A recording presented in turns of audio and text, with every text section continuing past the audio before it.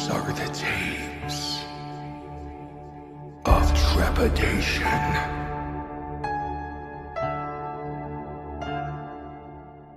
Halloween bonus episode. The day after Halloween.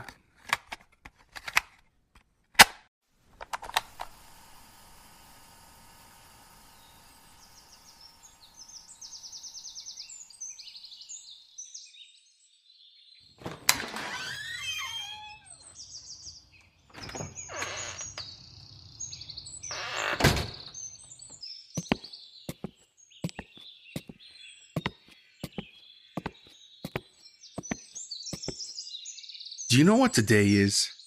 November 1st.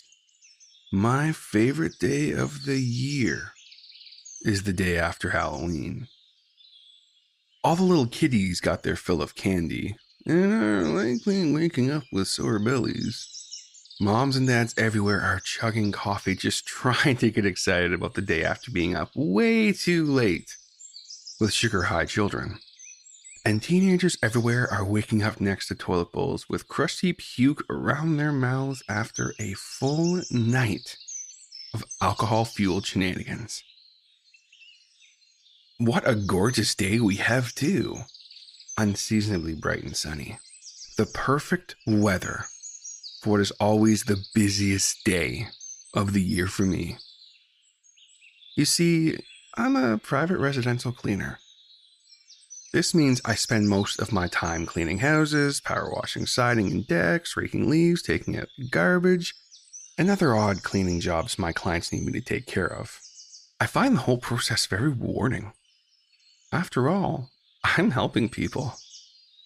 This is why November 1st is my busiest day. Hell, I've already had several calls about removing dried egg from a few windows, toilet paper from off of a few trees, and of course, dried fake blood from doors. That one's always a little tricky, but I find a strong mix of water and vinegar often ends up being the best bet.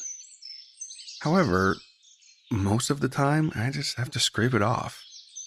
Such a pain in the ass. I'd much rather just be real blood, truth be told. It doesn't dry quite as quickly and in the same way. How would I know that, you may ask? Well, that's why I love the day after Halloween so much. All the calls I get for cleaning up after the more sinister side of the holiday we all know and love. Maybe it was a botched ritual that ended up with the participants being torn apart by a raging demon. Maybe a wife got a little too carried away with a sex spell and her lover ended up choking her to death. And then, of course, there's just good old-fashioned murder. There's no night for the devil's work quite like Halloween. Everyone knows to call me. I'm the only person around who never asks questions. That's my reputation. I get the job done, get paid in cash, and never ask how that perfectly folded pile of human skin got in your bathtub in the first place.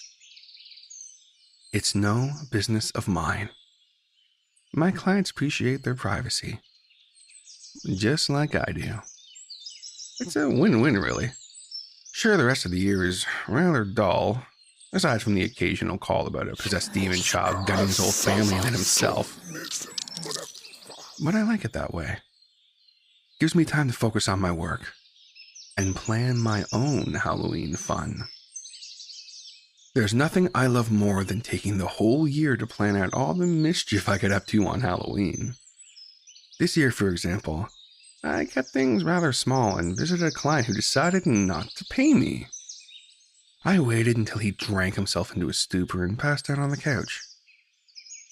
I laid down some tarps and absorbent gel, which on a side note, for cleaning up bodily fluids, that stuff works great. Then I slowly slit his throat while reciting my words of offering to the great demon lord of vengeance. Oh, it was so much fun watching him reach for his throat to try and stop the bleeding. Pressing the flaps of skin back together made it a bit more of a mess than I intended. But that's okay. I am a professional cleaner after all. After that, it was off to the ex-wife's house. Oh, not for the reason you think, I swear. We're still really good friends. And she was having a Halloween party. Although we did get up to a different kind of mischief that night, if you know what I mean. How's that song go?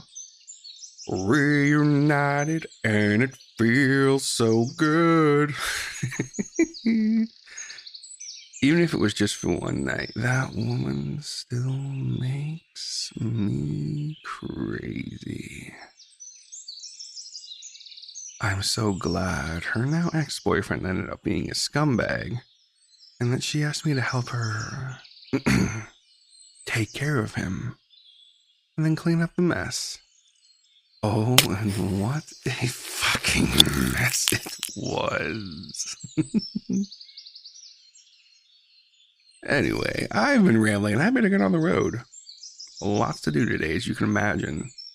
Who knows what the day will bring? Better yet, who knows what next year will bring? The two neighbors I have, Andrew and Veronica from next door, are always so damn rude to me and everyone else. They also steal Amazon packages, which is about the rudest thing you can do to a person in this day and age. Yeah, they say, oh, you have no proof, blah, blah, blah, but everybody knows it's them. Now that Andrew describes himself as an alpha male, and the wife fancies herself an Instagram model. Nothing I love more than cutting people like them down to size. Easier to manage when cleaning up.